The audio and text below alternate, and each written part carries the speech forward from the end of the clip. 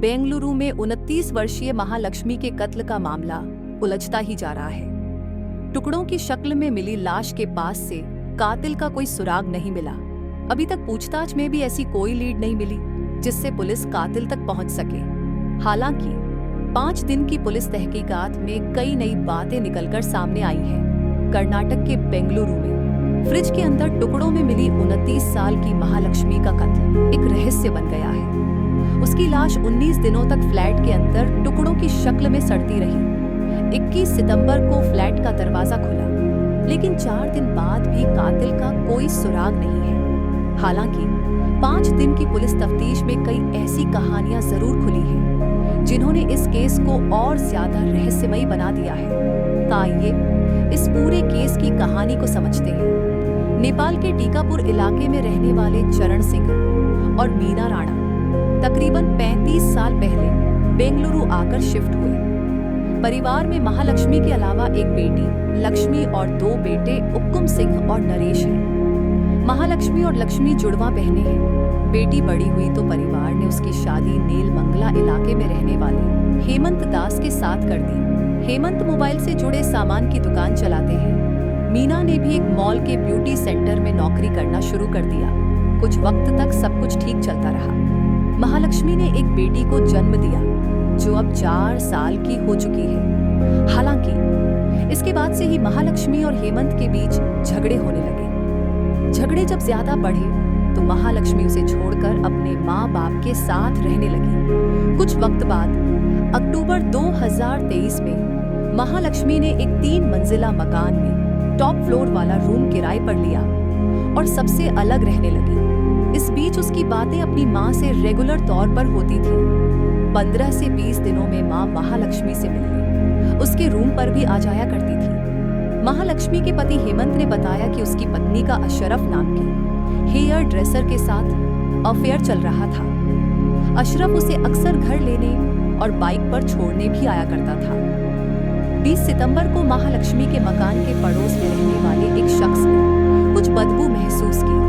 पड़ोसी शख्स जब उसके रूम के पास पहुंचा तो बदबू काफी तेजी से आने लगी। उसे शक हुआ और महालक्ष्मी की मां को फोन किया।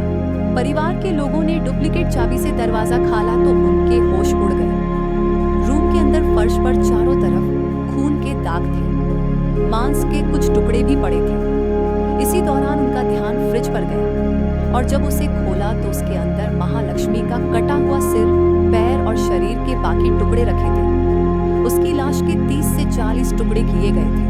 खबर पाकर पुलिस भी मौके पर पहुंची और केस दर्ज कर मामले की तफ्तीश शुरू कर दी। सबसे पहले महालक्ष्मी के पति हेमंत दास से पूछताछ हुई। उसने हत्या का आरोप हेयर ड्रेसर अशरफ पर लगाया। पुलिस ने अशरफ से भी पूछताछ की, लेकिन दोनों से ऐसा कोई सुराग नहीं मिला जिससे उनके ऊपर शक किया जा सके। इस बीच पुलिस ने बयान दिया कि उन्होंने आरोपी की पहचान कर ली है और बहुत जल्द पूरे मामले का खुलासा हो जाएगा।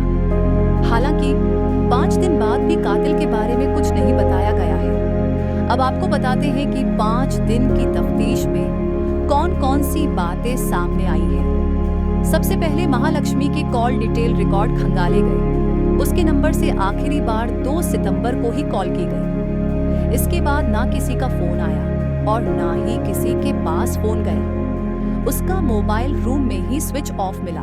ऐसे में पुलिस ने माना कि महालक्ष्मी का कत्ल 2 सितंबर को ही किया गया था। बाद में हेमंत ने भी महालक्ष्मी के संबंध किसी और शख्स के साथ होने का आरोप लगाते हुए शिकायत दी। मामले में महालक्ष्मी के पति हेमंत से पूछताछ हुई।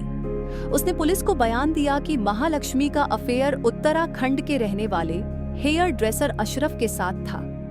हेमंत ने अशरफ के ऊपर ही महालक्ष्मी की हत्या का शक जताया। इसके बाद अशरफ से पूछताछ हुई, लेकिन उसकी बातों से भी हत्या का कोई सुराग नहीं मिला।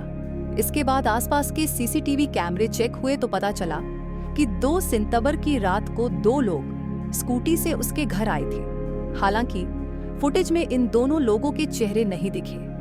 अब पुलिस इन दोनों लोगों का सुराग तलाशने में जुटी है। पुलिस ने अभी तक की अपनी तफ्तीश के आधार पर इतना जरूर बताया कि कत्ल करने वाला कोई बाहर का शख्स है